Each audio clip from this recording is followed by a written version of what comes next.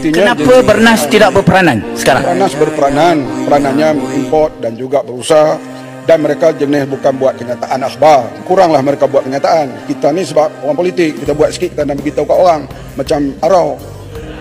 Kalau tidak, siapa nak tahu kerja kebajikan yang kita buat? Ya, nak jelas sedikit. Sabak Bernam, Tanjung Karang. oh Tanjung Karang memang bendang banyak.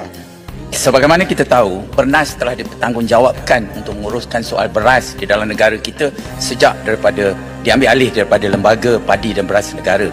Tapi kita lihat dalam krisis kekurangan beras putih tempatan yang kita hadapi sekarang, kita tak dengar pun Bernas bersuara. Di manakah tanggungjawab dan peranan Bernas itu sendiri? Sehingga kan proses pengedaran beras, sepatutnya mereka ada 32 stockpile warehouse yang mana sedia diedarkan beras ke mana-mana saja dengan network yang telah dibina selama 30 tahun. Kenapa mereka tidak berperanan, dan kenapa Pharma dan LPP pula terjerumus untuk mengedarkan beras? Terima kasih. Tidak terjerumus, intervensi. Sementara kalau kakak lagi berat, mungkin kita boleh guna rela.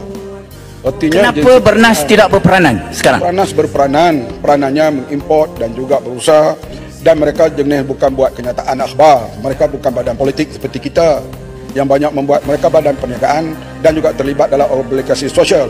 Kuranglah mereka buat kenyataan. Kita ni sebab orang politik, kita buat sikit, kita nak beritahu kat orang macam arau. Kalau tidak, siapa nak tahu kerja kebajikan yang kita buat? YB Menteri pernah bercakap beras tempatan cukup dan diedarkan oleh Pharma sendiri ke setiap daerah. Isunya, kalau beras tempatan cukup untuk diedar kepada pengguna, mengapa tak dihantar ke kedai-kedai? Sebab bila diedar oleh Pharma, menyebabkan rakyat berebut-rebut.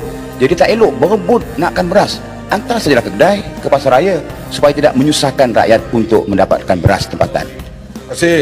Kau dengar flow ucapan saya dah terang kenapa beras tempatan ini tiba-tiba tak cukup, kerana berlaku kenaikan harga import. Pasar Kedah Utara dia pergi terpa ke beras tempatan. Sebelum tu beras tempatan, misalnya ada Maidin memberitahu sampai dia kena hantar balik. Artinya orang tak beli waktu itu sebab orang syok beli dengan harga beras import. Kalau tinggi pun tak banyak mana, tapi kalau naik beras import sampai RM40, RM45, maka mereka serbulah beras tempatan. Itu yang jadi shortage itu, dan sekarang kita cuba seimbangkan dengan berbagai intervensi yang dibuat. Cuba kita seimbangkan pada waktu itu. Dan panik pula, secara main beras tak ada bulan depan, beras tak ada 2 bulan lagi, maka orang beli secara banyak, maka menyebabkan berlaku shortage itu yang kita terpaksa tacklekan sekarang ni melalui berbagai intervensi. Yang bermak sikit je. Saya ingin penjelasan sejauh mana, sikit je, sejauh mana rundingan yang kita terbuat dengan negara-negara pengeluar beras utama dunia seperti India, Thailand, Vietnam, supaya dia terus membekalkan beras dengan harga yang sesuai, yang tidak tinggi. Sebab ini penting kita tengok bagaimana negara Indonesia telah buat rundingan dengan negara-negara pengeluar utama dengan perjanjian 3-4 tahun bekalan beras mencukupi untuk negara. Apakah usaha ini telah dibuat? Terima kasih Rantau Panjang.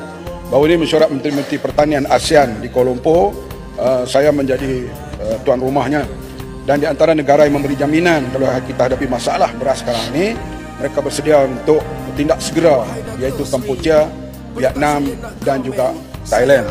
Dan mereka, kita minta bagi harga yang berpatutan, dan memang dalam kerjasama itu di mana dalam negara ASEAN sudah ada persepahaman, iaitu utamakan negara ASEAN daripada negara-negara lain. Ini understanding yang dibuat dalam minggu lepas, bukan dengan perjanjian tetapi satu understanding dalam ASEAN ini, kerjasama cukup baik antara satu negara dengan satu negara ASEAN. Ya, terima kasih sedikit Yang Berhormat Menteri, Constitution Speaker. Ya, saya mohon penjelasan Pak Menteri. Tadi yang Menteri sebut antara punca kekurangan supply beras tempatan kerana dibeli oleh premis kerajaan. Jadi saya nampak saya kurang bersetuju lah ya, kerana jumlah mereka perlu disebut berapa tan metrik yang telah diguna oleh premis kerajaan berbanding dengan isi rumah kita yang sangat lebih besar, lebih 1 juta tan ya.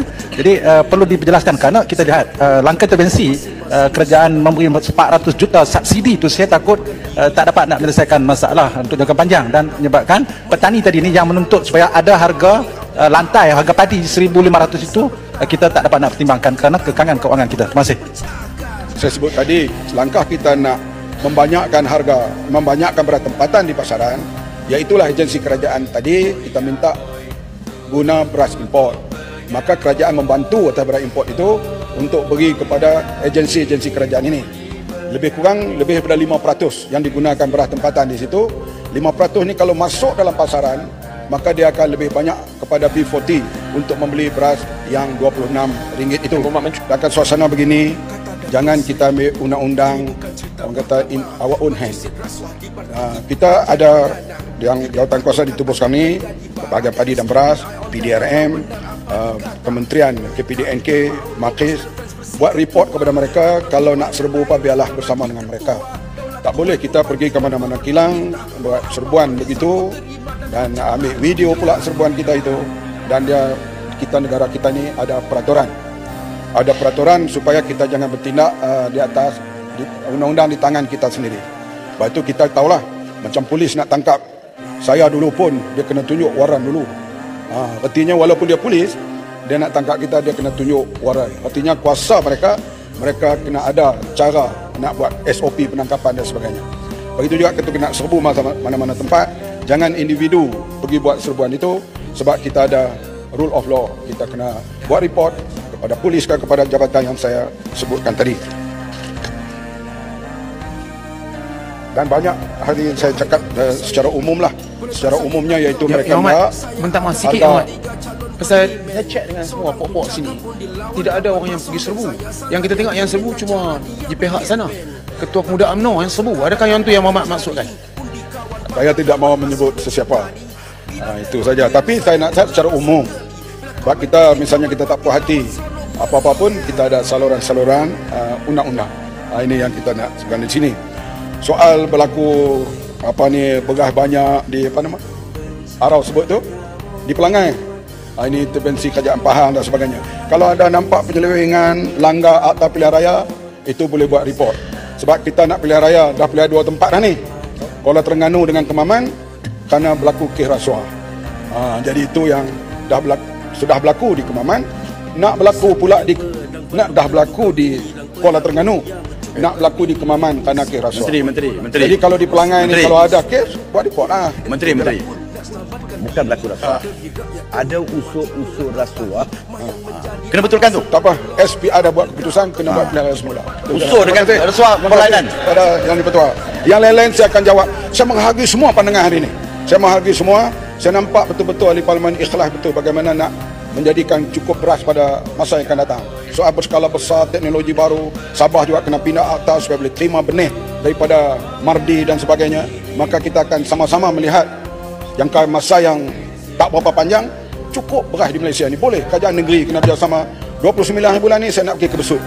Jadi lepas Besut kena ada itu. Saya nak tengok macam mana tuai padi yang dibuat alas kincan di situ. Sampai atau tidak yang kita tendang 10 tan itu. Yang tu cukuplah dulu. Setakat dulu. Terima kasih Menteri. Sedikit saya akan jawab Menteri. Ucapan yang berhormat hari ini yang terbaik. Kami semua saya tunggu ni. Saya tunggu daripada pukul 2.30 Yang tu bagi. Cuma yang penghabis tu yang hormat. Sikit je. Yang penghabis tu. Yang kata Ketua Pemuda pergi rempuh tu kita setuju. Tapi katakan yang makan rasuah. Okey.